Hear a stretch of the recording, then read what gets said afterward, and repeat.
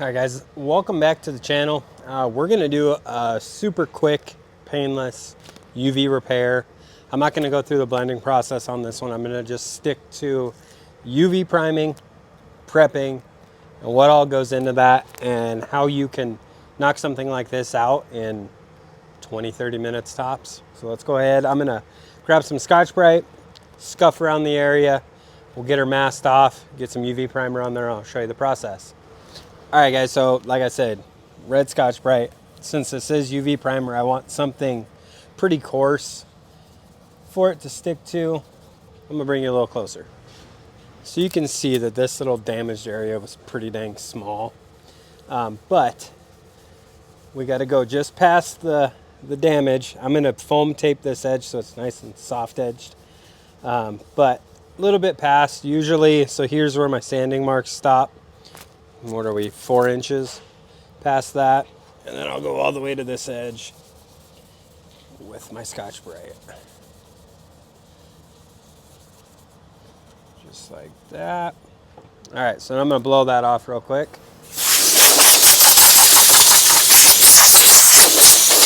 A little bit of shiny, I don't want that. UV does not stick to anything shiny, so make sure you get this nice and scuffed up. It won't feather out very nice either if you don't have it nice and scuffed. Clean the area with a little glass cleaner before I tape it up.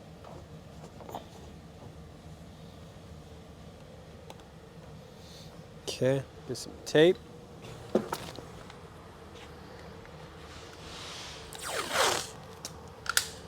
And just back mask the area. I'm gonna use paper here and here, since we're just gonna keep all of this super duper small.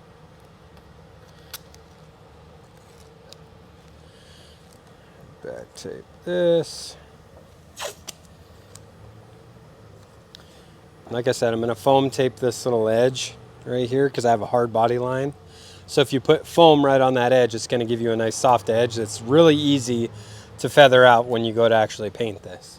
All right, and this is the foam I'm gonna use. This is Flexi No Edge blending tape from J-Tape. I really like this stuff because it's obvious it's flexible, but you can go around curves. But you just put that edge right to your body line, like so, and it bends incredibly easy. Just like that. I like to just put a piece of tape, because I'm going to put paper over this as well. So I'll put the tape from the paper on this.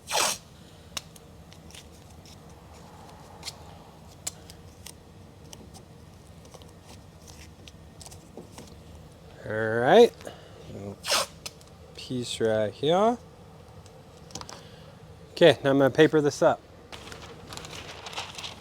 Keep this pretty dang small.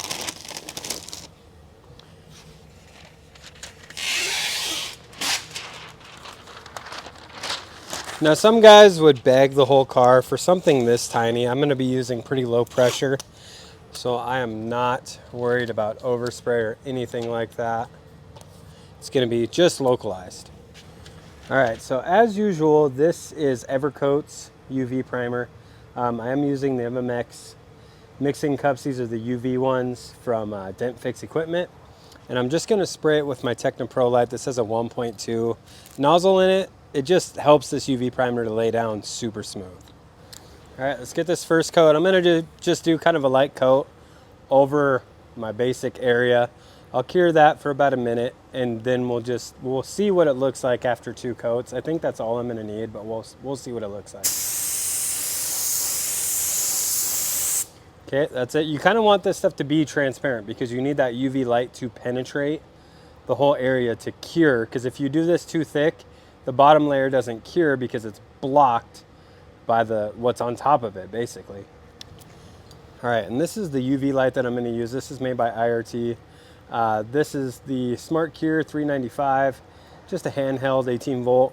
This thing works incredibly well. It's very powerful. Take about a minute to get this fully cured for the first coat. After my second, I will probably cure it for about a minute and a half, and then I can wipe it down with acetone, lacquer thinner, That just gets the skin off the top, makes it easier to sand, and we'll be good. So let me go ahead and get this first coat cured, and we'll get on to the second one, and we'll have a look and see what we need to do. All right, and this Hedson also has a timer on the top, so you can see 1 minute. I need to swap my battery out. Apparently I only have 3%. Let me swap that, and we'll do our second coat. All right, battery is swapped out. Let's do the second coat. I'm gonna go a little bit wetter with this one.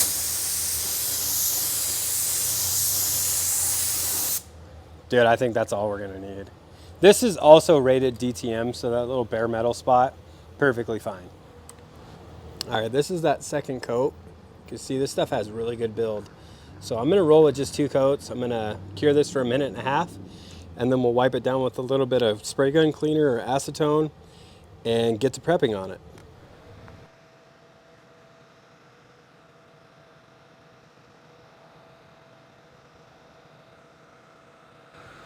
All right, so when using this Evercoat UV, an easy way to check if this is dry enough, run your finger across it. If you're getting squeaks, it's getting close. I can see a little bit of dragging up here. So I'm gonna cure it just a little bit longer. I went about 1:10. I'm gonna give it another 30 seconds and we should be good. Now, if you guys recall, I used to use the Scan Grip UV light. And that thing took forever, if I'm being honest. For the price, it was only $400, so it worked. But if you're planning on using UV a lot and you really want an option that speeds up the process, I know these are expensive, but they pay for themselves in no time. Definitely look into these IRTs. They even sell a bigger setup that you plug in. This handheld for me has worked flawless since we got it quite a few months ago.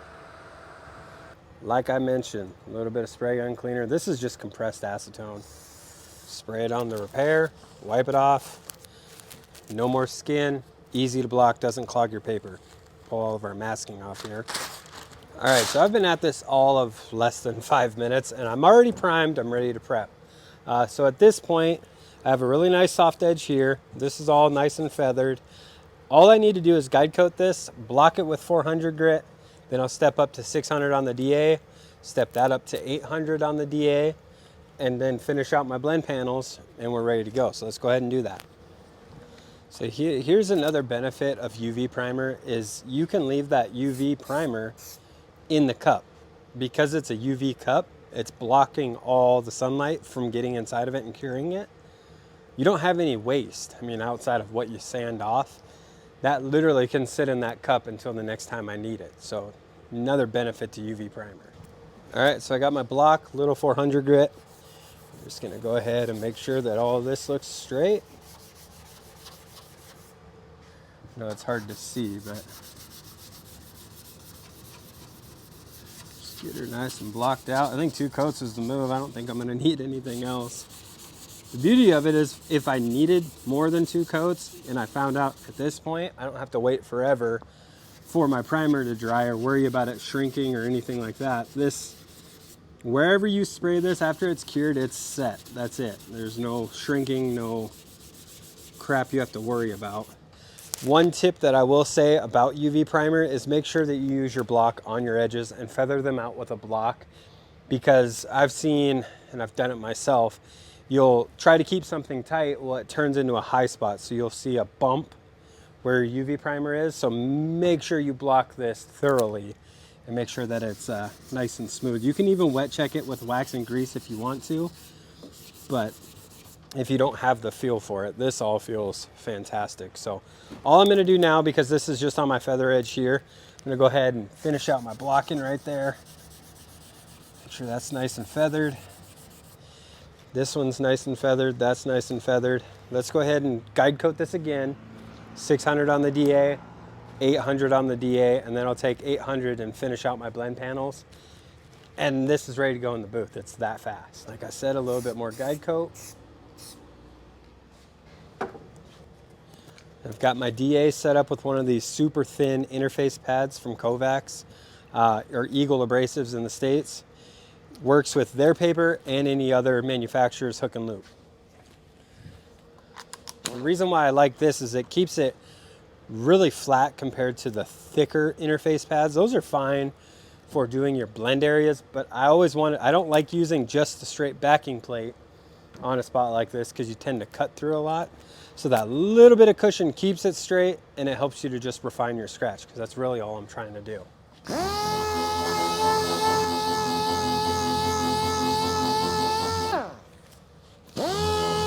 Door so I don't nick that other side.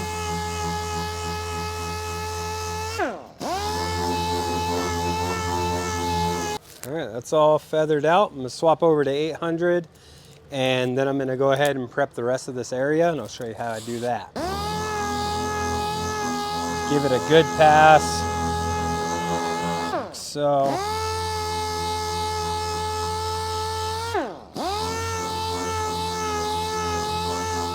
And if you're new in this, definitely go ahead and guide coat that again, just to make sure that you hit every area. But at this point, I just need to hand sand this top edge. This sits under a molding anyway, but I'll hand sand this top edge, make sure that's nice and smooth. And then I'm gonna grab my other DA and I'll get the rest of these blend areas all prepped out. All right, and a stupid decision I've seen a lot of people, especially new people, make is just going ahead and sanding on dirty panels, thinking, oh, it doesn't matter, it's gonna get sanded anyway. And I get it, but at the same time, if you clean the panel, you're gonna use less sandpaper because it's not gonna gum up, tear up your abrasive, and you're not gonna get these random scratches from dirt being on the panel already. So I like to clean my blend panels before I even prep them. Just best practice.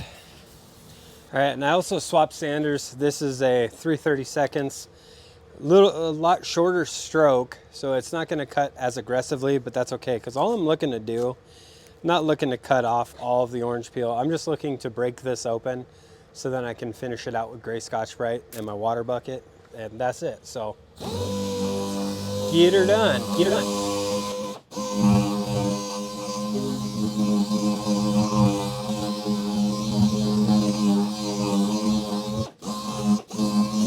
It's also worth mentioning that I have a way thicker interface on this, so this is going to save me from cutting any edges. Plus, this is about as far as I go. It just breaks it open, and then I'll gray Scotch-Brite it. So that's where we're at. I just find that breaking it open helps that stuff out a little easier.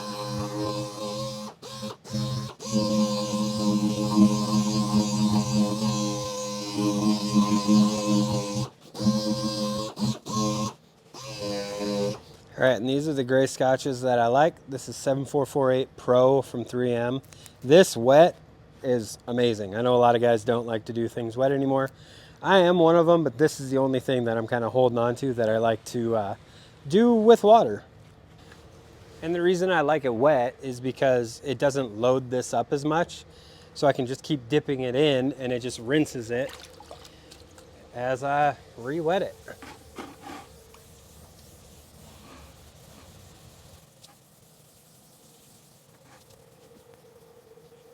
Also, some guys like using scuffing paste. I'm not one of them because it just seems to be more of a mess than it's worth.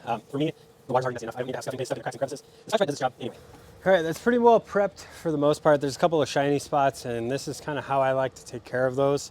This is Kovacs 800, K800 lemon paper.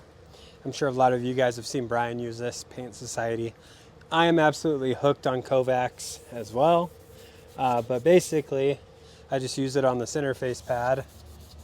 And any shiny spot that I see that I didn't get scuffed well enough, I can just hit it with this and finish up my prep so it's nice and neat. And then it's ready to roll into the paint booth. All right, guys, and this is the finished product. This is all ready to roll into the paint booth. As you've seen, I've spent maybe a total of 15 minutes tops actual working time getting it to this point. So now this is ready. I'm gonna have to spray a little bit of sealer on this simply because of it being a 3-stage red. But I'm gonna go ahead and back this into the paint booth. If you guys like this video, learned something, enjoyed the content, consider hitting that subscribe button because that really helps me out. If you hit subscribe, hit the bell notification, give me a like, kind of throws it out there for people that are interested as well to stumble across. So Yeah, anyway, until the next video, I appreciate everybody commenting on all these that I've been posting up. It's been a lot nicer being able to actually make videos that work quickly and just record them on my phone. So yeah, I had fun with this one. I'm excited to get this job in there and paint it. So I'm gonna go ahead and do that, and I will catch you guys on the next one.